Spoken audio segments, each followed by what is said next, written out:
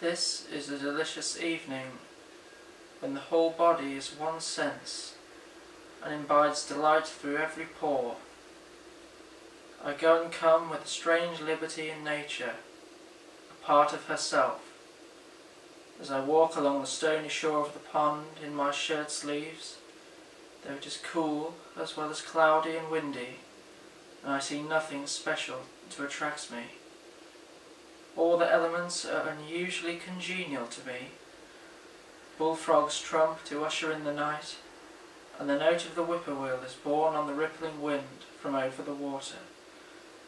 Sympathy with the fluttering alder and poplar leaves almost takes away my breath, yet, like the serenity, is rippled, but not niffled. These small waves raised by the evening winds are remote from storm as the smooth, reflecting surface. Though it is now dark, the wind still blows and roars in the wood, the waves still dash, and some creatures lull the rest with their notes. The repose is never complete. The wildest animals do not repose, but seek their prey now, the fox and skunk and rabbit now roam the fields and woods without fear.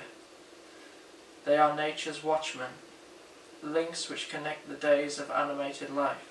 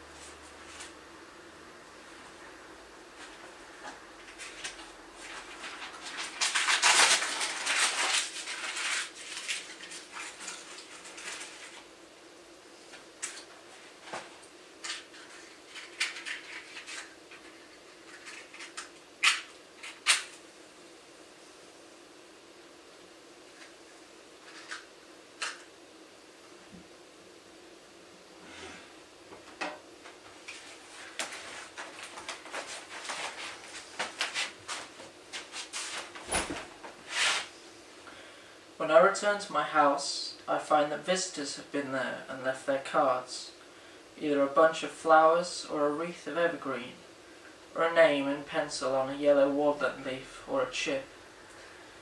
They who come rarely to the woods take some little piece of the forest into their hands to play with by the way, which they leave, either intentionally or accidentally. One has peeled a willow wand, woven it into a ring, and dropped it on my table.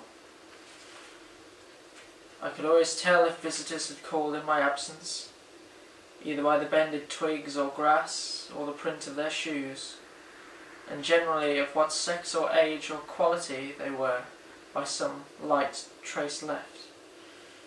As a flower dropped, or a bunch of grass plucked and thrown away, even as far off as the railroad, half a mile distant, or by the lingering odour of a cigar or pipe, Nay, I was frequently notified of the passage of a traveller along the highway, 60 rods off by the scent of his pipe. There is commonly sufficient space about us. Our horizon is never quite at our elbows. The thick wood is not just at our door, nor the pond, but somewhere is always clearing, familiar, and worn by us, appropriated and fenced in some way, and reclaimed from nature. For what reason have I this vast range and circuit, some square miles of unfrequented forest for my privacy, abandoned to me by men? My nearest neighbour is a mile distant, and no house is visible from any place but the hilltops within half a mile of my own. I have my horizon bound by 2 woods, all to myself, a distant view of the railroad where it touches the pond on the one hand, and of the fence which skirts the woodland road on the other. But for the most part, it is as solitary where I live as on the prairies. It is as much Asia or Africa as New England. I have, as it were, my own sun and moon and stars, and a little world all to myself.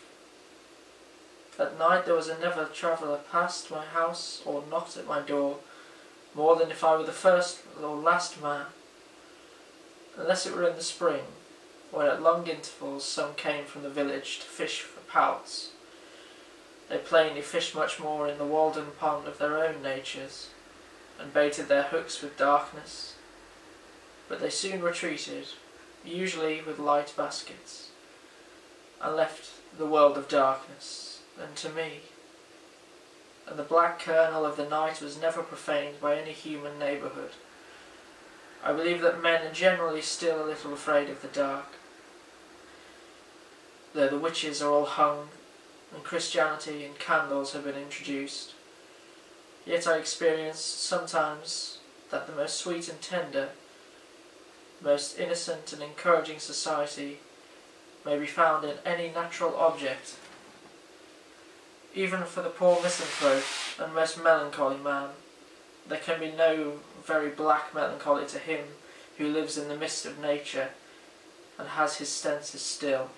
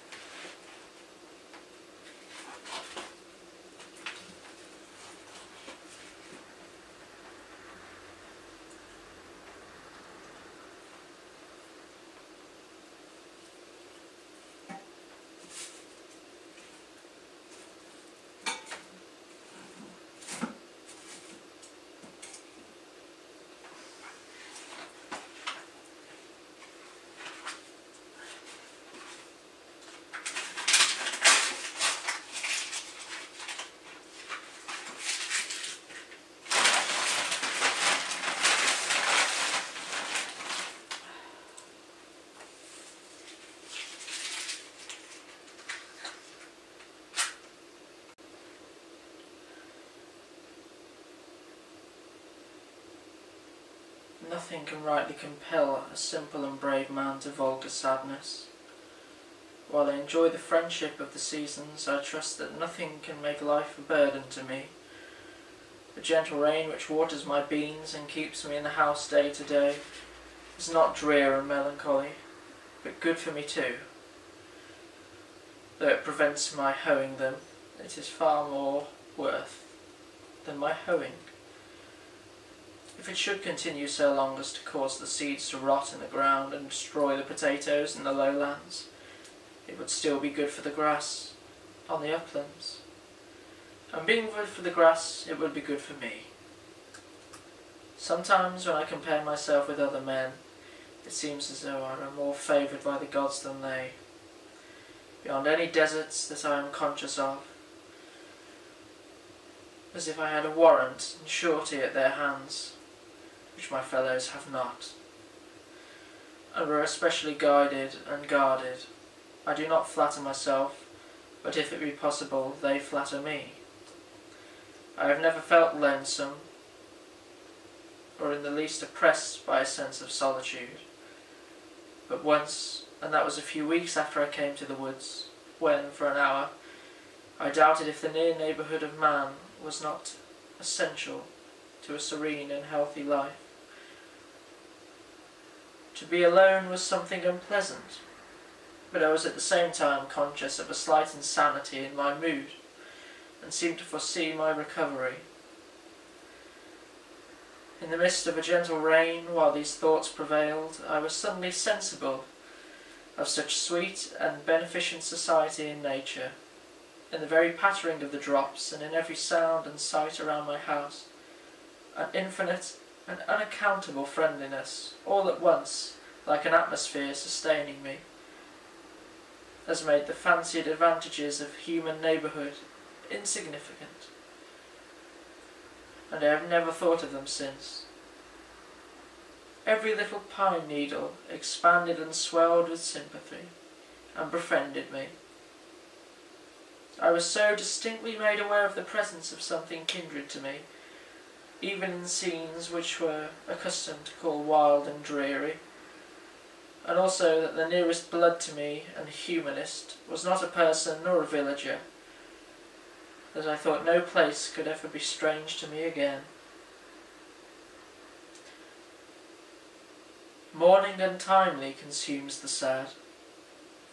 Few are their days in the land of the living. Beautiful daughter of Tosca,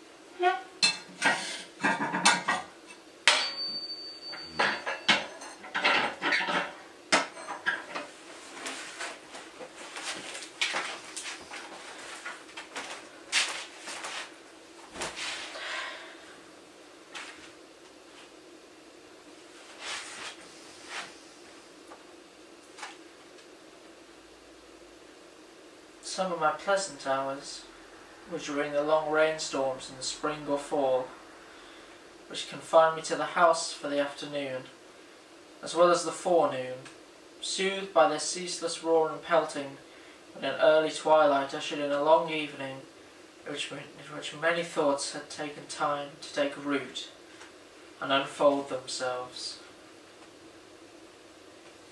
In those driving northeast rains which tried the village houses so, when the maids stood ready with mop and pail in front entries to keep the deluge out, I sat behind my door in my little house, which was all entry, and thoroughly enjoyed its protection. In one very heavy thunderstorm, the lightning struck a large pitch pine across the pond, making a very conspicuous and perfectly regular spiral groove from top to bottom, an inch or more deep and 4 or 5 inches wide, as you would a groove a walking stick. I passed it again the other day, and was struck with awe on looking up and beholding that mark, now more distinct than ever, where a terrific and resistless bolt came down out of the harmless sky 8 years ago. Men frequently say to me, "I should think you should feel lonesome down there. I want to be nearer to folks. Rainy and snowy days and nights especially." I am tempted to reply to such. This whole earth which we inhabit is but a point in space. How far apart, think you, dwell the two most distant inhabitants of yonder star, the breadth of whose disk cannot be appreciated by our own instruments? Why should I feel lonely? Is not our planet in the Milky Way? This which you put seems to me not to be the most important question. What sort of place is that which separates a man from his fellows and makes him solitary? I have found that no exertion of the legs can bring two minds much nearer to one another. What do we want most to dwell near to? Not to many men, surely. The depot, the post office, the bar room, the meeting house, the schoolhouse, the grocery, Beacon Hill or 5 Points. where men most congregate, but to the perennial source of our life, whence in all our experience we have found that to issue, as the willow stands near the water and send out its roots in that direction. This will vary with different natures, but this is the place where a wise man will dig his cellar. I one evening overtook one of my townsmen who has accumulated what is called a handsome property. Though I never got a fair view of it, on the Walden road driving a pair of cattle to market, who inquired to me how I could bring my mind to give up so many comforts of life. I answered that I was very sure I liked it passably well. I was not joking. And so I went home to my bed and left him to pick his way through the darkness and the mud to Brighton, or Bright Town, which place he would reach some time in the morning. Any prospect of awakening or coming to life to a dead man makes indifferent all times and places. The place that may occur is the same, and indescribably pleasant to all our senses. For the most part we allow only outlying and transient circumstances to make our occasions. They are in fact the cause of our destruction. Nearest to all things is that the power which fashions their being. Next to us the grandest laws are continually being executed. Next to us is not the workman whom we have hired, with whom we love so well to talk, but the workman whose work we are. How vast and profound is the influence of the subtle powers of heaven and earth. We seek to perceive them, and we do not see them. We seek to hear them, and we do not hear them. Identified with the substance of things, they cannot be separated from them. They cause that in all the universe men purify and sanctify their hearts, and clothe themselves in their holiday garments to offer sacrifices and oblations to their ancestors. It's an ocean of subtle intelligences. They are everywhere, above us, on our left, in our right. They environ us on all sides.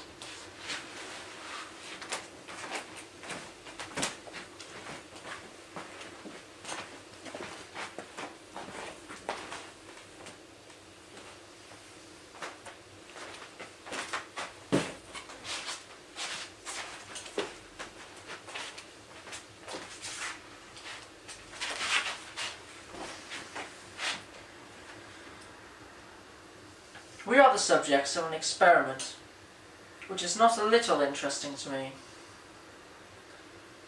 Can we not do without the society of our gossips a little while under these circumstances? Have our own thoughts to cheer us. Confucius says truly, virtue does not remain as an abandoned orphan. It must of necessity have neighbours. With thinking we may beside ourselves in a sane sense. By a conscious effort of the mind we can stand aloof from actions and their consequences, and all things good and bad go by us like a torrent. We are not wholly involved in nature. I may be either the driftwood in the stream, or Indra in the sky looking down on it. I may be affected by a theatrical exhibition. On the other hand, I may not be affected by an actual event, which appears to concern me much more. I only know myself as a human entity, the scene, so to speak, of thoughts and affections, and am sensible of a certain doubtlessness by which I can stand as remote from myself as from another, however intense my experience.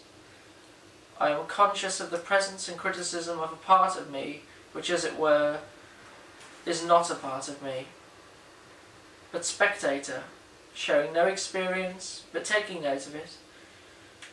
and that is no more I than it is you. When the play, it may be the tragedy of life, is over, the spectator goes his way. It was a kind of fiction, a work of the imagination only, so far as he was concerned. The doubtlessness may easily make us poor neighbours and friends sometimes. I find it wholesome to be alone the greater part of the time. To be in company, even with the best, is soon wearisome and dissipating. I love to be alone. I never found the companion that was so companionable as solitude. We are, for the most part, more lonely when we go abroad among men than when we stay in our chambers. A man thinking or working is always alone. Let him be where he will. Solitude is not measured by the miles of space that intervene between man and his fellows. The really diligent student in one of the crowded hives of Cambridge College is as solitary as a dervish in the desert. The farmer can work alone in the field or the woods all day, hoeing or chopping, and not feel lonesome because he is employed. And when he comes home at night, he cannot sit down in a room alone, at the mercy of his thoughts, but must be where he can see the folks and recreate, and as he thinks, remunerate for his day's solitude. And hence he wonders how the student can sit alone in the house all night and most of the day, without ennui and the blues, but he does not realise that the student, though in the house, is still at work in his field, and chopping in his woods, as the farmer in his, and in turn seeks the same recreation and society that the latter does, though it may be a more condensed form of it. Society is commonly too cheap.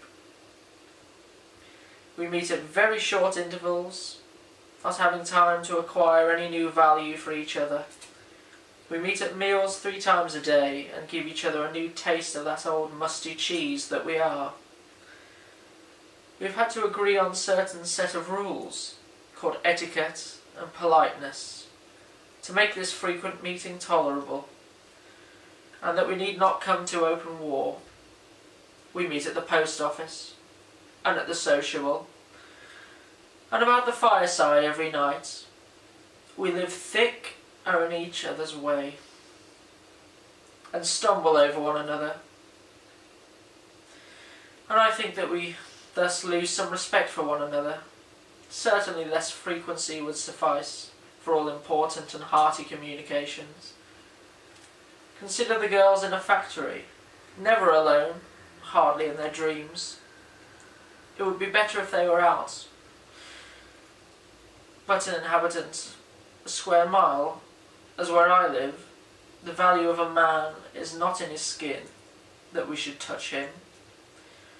I have heard of a man lost in the woods and dying of famine and exhaustion at the foot of a tree, whose loneliness was relived by the grotesque visions with which, owing to bodily weakness, his diseased imagination surrounded him, and which he believed to be real. So also, owing to bodily and mental health and strength, we may be continually cheered by a like but more normal and natural society, and come to know that we are never alone.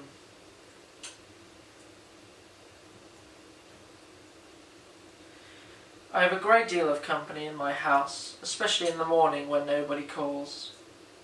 Let me suggest a few comparisons, that someone may convey an idea of my situation. I am no more lonely than the loon in the pond that laughs so loud, or than Walden pond itself. What company has that lonely lake, I pray? And yet it has not the blue devils, but the blue angels in it, in the azure tint of its waters. The sun is alone, except in thick weather, when there sometimes appears to be 2, but one is a mock sun, God is alone, but the devil, he is far from being alone. He sees a great deal of company. He is legion. I am no more lonely than a single mullein or dandelion in a pasture, or a bean leaf, or sorrel, or a horsefly, or a humble bee. I am no more lonely than the millbrook, or a weathercock, or the north star, or the south wind, or an April shower, or a January thaw, or the first spider in a new house.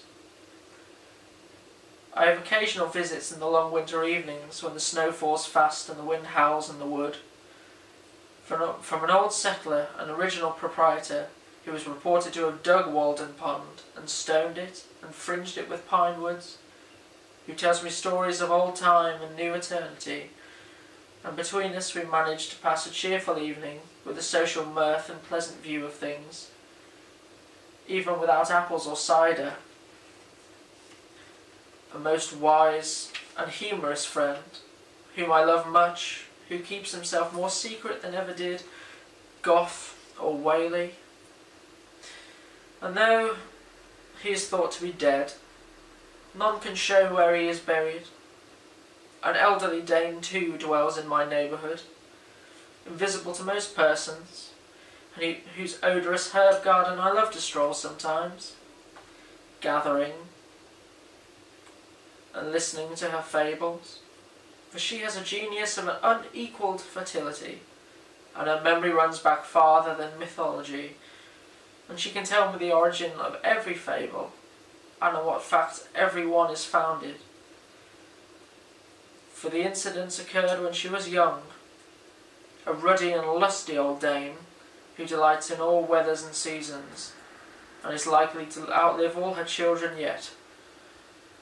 The indescribable innocence and beneficence of nature, of sun and wind and rain, of summer and winter, such health, such cheer, they afford forever, and such sympathy have they ever with our race, that all nature would be affected and the sun's brightness fade, and the winds would sigh humanely and the clouds rain tears, and the woods shed their leaves and put on mourning in midsummer, if any man should ever, for a just cause, grieve. Shall I not have intelligence with the earth?